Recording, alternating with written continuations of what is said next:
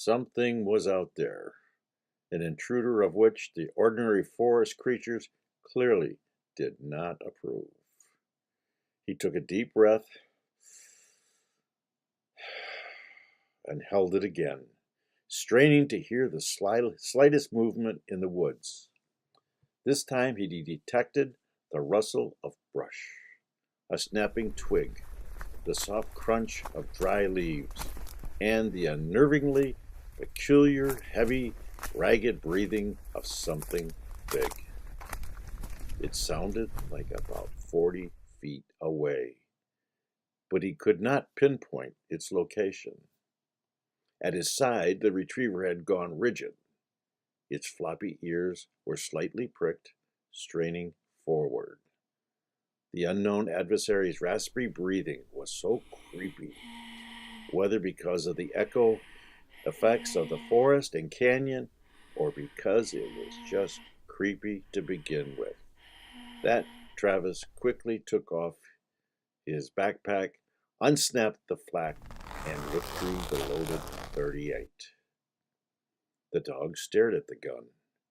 Travis had the weird feeling that the dog knew what the revolver was and approved of the weapon. Wondering if the thing in the woods was a man, Travis called out, "Who's there? Come on out where I can see you." The hoarse breathing in the brush was now underlaid with a thick, menacing growl. The eerie, guttural resonance electrified Travis. His heart beat even harder, and he went as rigid as the retriever beside him. For an indeterminate ticking seconds, he could not understand why the noise itself had sent such a powerful current of fear through him. Then he realized that what frightened him was the noise ambiguity. The beast's growl was definitely not that of an animal. Yet there was also an indescribable quality that bespoke intelligence, a tone and modulation almost like the sound that an enraged man might make. The more he listened, the more Travis decided it was neither strictly an animal or a human sound. But if neither, then what the hell could it be? He saw the high brush stirring straight ahead. Something was coming toward him. "Stop," he said. "No closer." It kept coming. Now just about 30 feet away, moving slower than it had been, a bit wary, perhaps, but closing in nevertheless. The golden retriever began to growl threateningly, again warning off the creature that stalked them.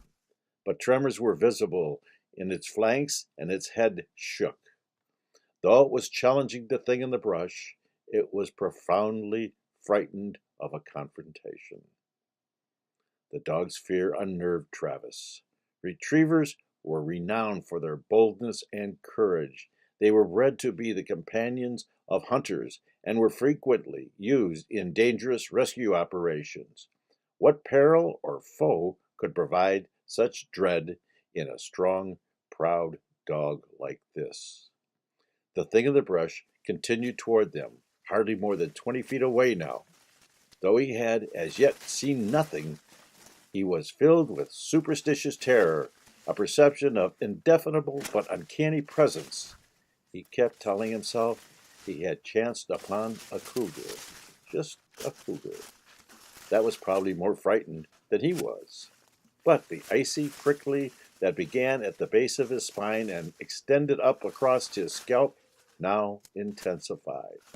His hand was so slick with sweat that he was afraid the gun would slip out of his grasp. 15 feet.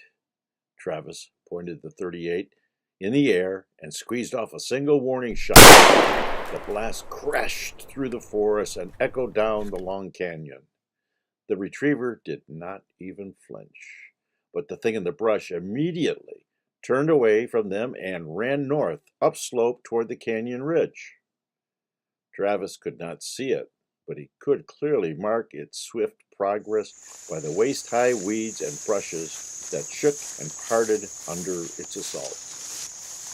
For a second or two he was relieved because he thought he had frightened it off. Then he saw it was not actually running away. It was heading north-northwest on a curve that would bring it to the deer trail above them. Travis sensed that the creature was trying to cut them off and force them to go out of the canyon by the lower route, where it could have more and better opportunity to attack. He did not understand how he knew just such a thing, but he just did know it. His survival instinct drove him into action without the need to think about each move he had to make. He automatically did what was required. He had not felt the animal surety since he had seen military action almost a decade ago. Trying to keep his eye on the telltale trail of the brush to his right, abandoning his backpack and keeping only the gun, Travis raced up the steep trail and the retriever ran behind him. Fast as he was, however, he was not fast enough to overcome the unknown enemy. When he realized that it was going to reach the path well above him, he fired another warning shot, which did not startle or detect the adversary this time.